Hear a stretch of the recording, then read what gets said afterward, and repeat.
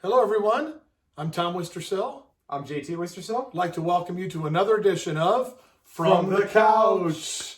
We're here on the couch, and it's NBA chat again. Last time we did numbers 10 through 6 of the greatest teams ever.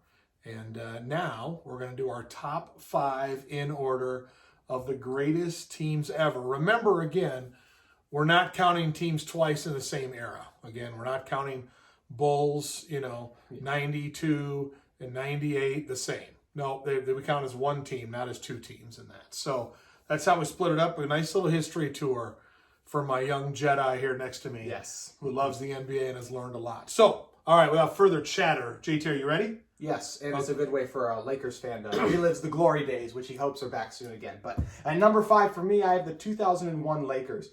Shaq and Kobe in there.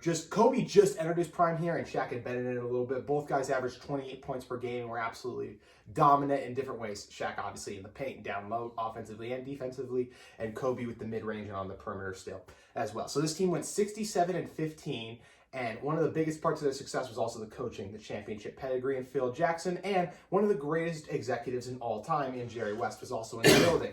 Bless you. They also had really good role players like Derek Fisher, Rick Fox, and guys with championship experience like Ron Harper and a Horace Grant coming over as well. So this team was filled with good role players. They had 2 guys who were in their absolute prime apexes. They had won 3 titles in a row. I went with the 2001 because they did go 67-15. And this team only lost 1 playoff game this entire run. They only lost to the 76ers. They beat the Chris Webber Kings, and they are just so dominant. And when you got arguably the greatest duo in NBA history of all time, they're going to have a place on this list, and for me, it comes in the top 5. Okay, good to see those Lakers in the top 5. At number 5, I had the 86 Celtics. Bird, McHale, Parrish, Danny Ainge, DJ.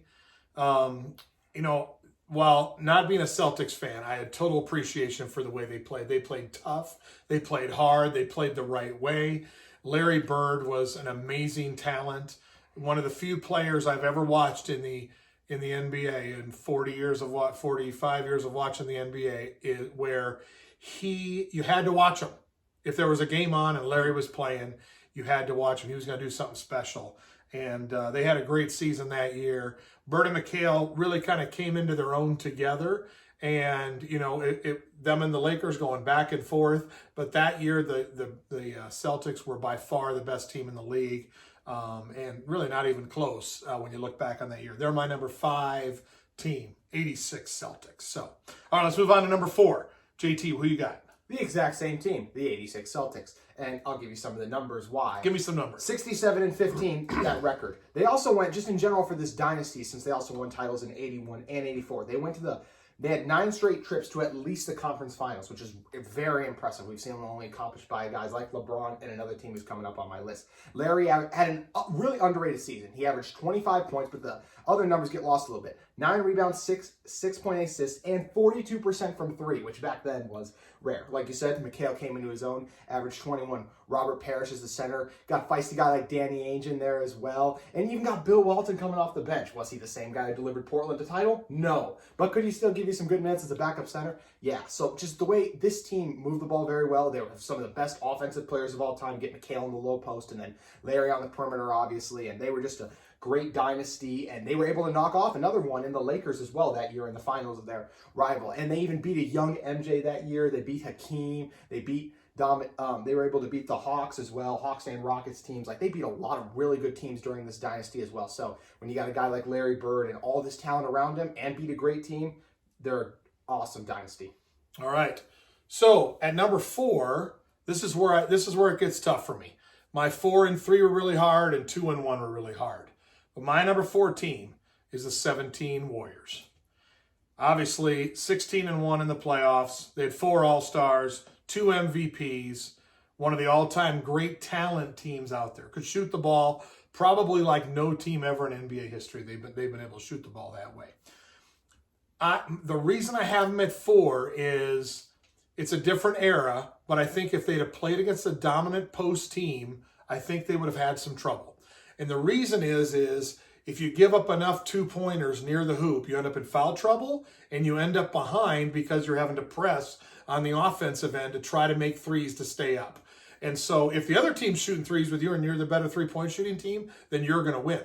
But if you're giving up layups and you're shooting threes and layups and threes, pretty soon you're going to fall behind. And you need a great run from three to beat a dominant post team. I don't want to take anything away from the Warriors because that's as talented a basketball team who's ever been put together.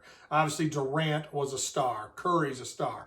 Thompson, Draymond. I mean, there's great players there. You know, players that define an era all on one team.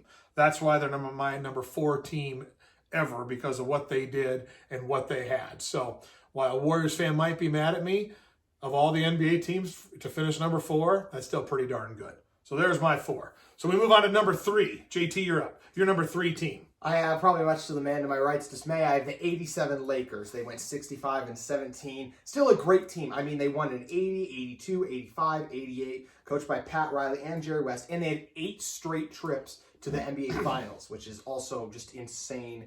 8 finals trips in 12 years, I should say, not straight, but they were just an unbelievable dynasty. Of course, led by Showtime with Magic Johnson pushing the break, the assist machine, arguably the greatest passer of all time. Big game James Worthy, who was really coming into his own as a scorer and also a really good defender. And Kareem was past his prime, but still really dominant, and we know what he could do with the skyhook. They also had a guy who's really underrated, Byron Scott. I mean, I almost forgot his name right there. Just shows you how underrated he is, who averaged 17 points per game that season as well. So littered with role players as well, and AC Green, Michael Cooper, and even Klay Thompson's dad. So this team was, if they got you in transition, it was almost over. They had a lot of really good, great players, well coached again by a guy in Pat Riley, and of course Jerry West was still the executive. So they beat some really good teams in this championship run as well. They beat the Celtics, they beat the Pistons with Isaiah Thomas as well, and they even beat like Dr. J's 76ers. So they beat a lot of really good team as well, and they went 15-3 in the playoffs this year, 1987. I pointed out as well. So dominant team. 3 Hall of Famers on it. Got to be on this list. And for me, they come in just short at number 3 because I do think Kareem was slightly past his prime. Had he been in his prime, this team probably would have been number 1 for me. All right. He's wrong, of course, to have the 87 Lakers. So we'll come back to them. My number 3 team is the 72 Lakers. 33 wins in a row. Never been matched. Maybe will never be matched. Mm-hmm. So let's look at it this way. When you have Wilt on your team, regardless of if he's in his prime or not, Wilt was a freak athletically and could do things that no other player could do. Maybe has never been able to do when you just look at the stats and that. Elgin was definitely past his prime, but still was throwing up triple doubles on occasion back then. And when you needed a hoop and they double teamed their best player, who I'll get to in a second, Elgin could give you the bucket. Okay. So now you add in Jerry West, who at the time was the best player in the league. As I remind my young son over here, who knew about Jerry West, but has learned a lot about it through this process. Mm-hmm. There's a reason why he's the logo, and that he was the most complete offensive player at that time. He could shoot. He was a good ball handler. He was a great passer. And most, but not least, he was totally Mr. Clutch. That was his nickname. Why? When they needed a bucket, when anybody needed something, Jerry West always delivered. And for that reason, the 72 Lakers, when you take 3 all-time players, 3 top 50 players, you put them on one team, and they'd battle the Celtics every dang year. But that year, they were one of the best teams ever. Maybe not over a total era, but as we're talking about one team at one time, 72 Lakers, they're my number 3 team. All right. Yeah. We move to the top 2, JT. Who do you got at number 2? I have the 96 Bulls at number 2. Really good team, honestly. Had 72 wins, 87 wins if you factor in the playoffs as well. This was MJ's first year back post-baseball. When he was, like, the year before that, they were eliminated by the Magic. He used the off-season, as we'd seen in The Last Dance, Space Jam, basketball pickup games as well to get himself back into shape. So MJ was back in a different facet, a little more smarter, a little less athletic, but the same kind of dominance. This team was also great defensively. They're Scottie Pippen, Dennis Rodman, Michael Jordan. I mean, Ron Harper. This team was awesome on the defensive end, like I said. And they had so many different ways to shut you down, and they could score on you as well. MJ, like I said, still a killer. Scottie Pippen was great as well. And I could have picked a lot of years from the dynasty. You got to pick the 76 win team, obviously, but they did also win in 91, 92, 93, 97, 98. I mean, that's 6 in 8 years, which is just mind-blowingly unbelievable. They beat a lot of really good teams in the finals, as The Last Dance covered. The Knicks with Ewing. This year they beat the Supersonics. They were able to beat the Lakers. Was it at the tail end? Yes, but they just beat so many great teams. They have arguably the greatest player of all time. They even stopped a young Shaq right before that. So this Bulls team, MJ, and a great defensive team with Phil Jackson still at the helm. My second team, my number 2 team. Great team. I have the same number 2 team, the 96 Bulls. Jordan was hungry after the loss in the playoffs. Obviously, a lot of wins. Kukoc was a difference maker there. Mm-hmm. The thing I think you're missing about them is, to me, they're the best defensive team I've ever watched in the NBA. They shut teams down. They didn't. I talked about this during the Last Dance review, but they didn't talk about that enough in that documentary. They kept flashing the scores up there of the playoffs and the finals: 92-84, 96-88. You know, they held teams below 90 so many times.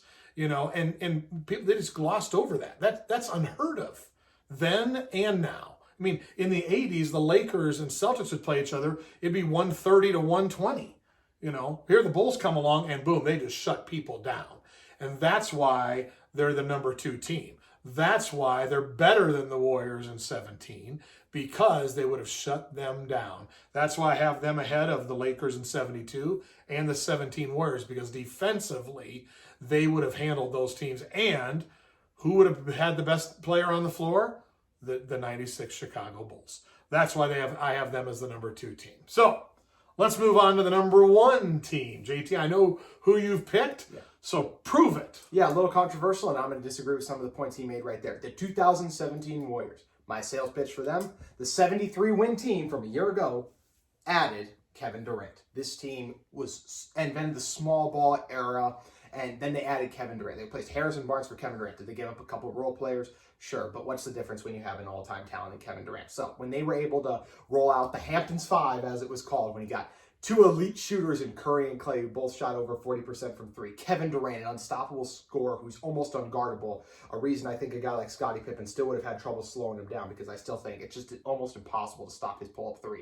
That's just the height he's able to get at. Then you also get a guy like Draymond Green, a really good small ball 5 who's able to switch around. And the most underrated of the group, who was really unselfish for the later half of his career, Andre Iguodala. Well coached by Steve Kerr as well. This team, when they can go in transition really well. They're very switchable on defense, as I mentioned, and they shoot the 3 unbelievably. Would they give up some points in the paint? Yeah, but they're going to make a lot of threes that more than make up for it, I think. And as I said, I just think the 73-win team that added Kevin Durant is the best team of all time for those reasons.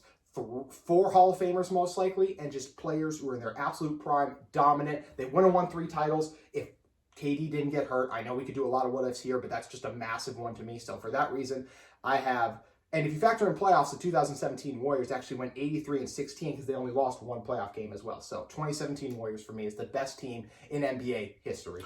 So the only thing I'll disagree with on that, obviously I don't think they're number 1, is that you said their 3-point shooting will overcome their lack of a post presence. That's where I think in a 7-game series, I don't agree with that.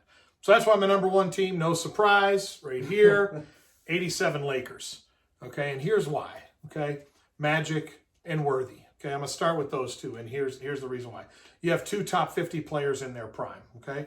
So did the 96 Bulls. Had 2 top 50 players in their prime. No doubt about it, right? So you could say the 17 Warriors had 3 players in their prime, but I wouldn't put 3 of them in the top 50. I'd put 2 of them maybe there, maybe Durant and Curry in the top 50. Yes. But that's it, okay? 72 Lakers, they had 3 top 50 players, but one of them certainly wasn't in their prime in Elgin Baylor, way past his prime, okay? So let's go back to the 87 Lakers. You get Magic and Worthy in their prime, and you get Kareem just at the tail end of what I will call his prime offensive play, okay? Defensively, he wasn't near as good as he was in the 70s, let's be honest. But in the 80s, what he was still able to do was, when you threw the ball into the post, you either had to choose. We're going to double team him and leave a guy open, or we're just going to let him go. And every time you let him go, he'd throw up 20-some points because his skyhook was unstoppable. And what people forget about Kareem, he was a fantastic free throw shooter. And so he'd get a ton of points at the free throw line. So now what I'm doing with that team is I'm saying, I got 3 guys, 3 top 50 who were in some way in their prime. So you drop them on the court, and you add in something I was going to mention, but you caught it. Good job by the young man. Byron Scott was very underrated. He could have been an all-star on many teams. Just didn't happen with the Lakers every year because his talent level compared to the others, his role was diminished in that because there was so much talent there. The previous year to this, the Lakers lost to the Rockets in the Western Conference Finals. Okay. It was a bad loss, and that's who the great Celtics team beat in the finals that year in '86. So the Lakers came back really hungry. Magic had an MVP year. They were a fantastic team. They played with such energy and such fun. It made people love basketball. It made people talk about the NBA. They were so excited of the Showtime Lakers, and they were rewarded with a championship. So my number one team, the '87 LA Lakers. So yeah. I laid out why I disagreed a little bit just because Kareem was past his prime, I think a little bit more than my father is saying. But either way, the only big bummer is we'll never for sure know because of how the game has changed, different eras, what rules we're playing by. That's the one thing that always sucks. We'll never have a true answer to this question. We'll never have a fact. It'll always just be opinions, but that's what makes it so fun to talk about. And I sure enjoyed this history trip and looking at and sifting through these teams and still coming to the conclusion that the best team I've ever seen is the best team of all time, in my opinion. All right. Well, he's only 20 years old, so he hasn't seen all those teams. So those of you older than him will remember some of those great teams. But anyway, we had another fantastic time here and enjoyed our NBA chat. Hope you enjoyed it too, our countdown from 10 to 1 as we finish up another edition of From the Couch. We'll see you next time.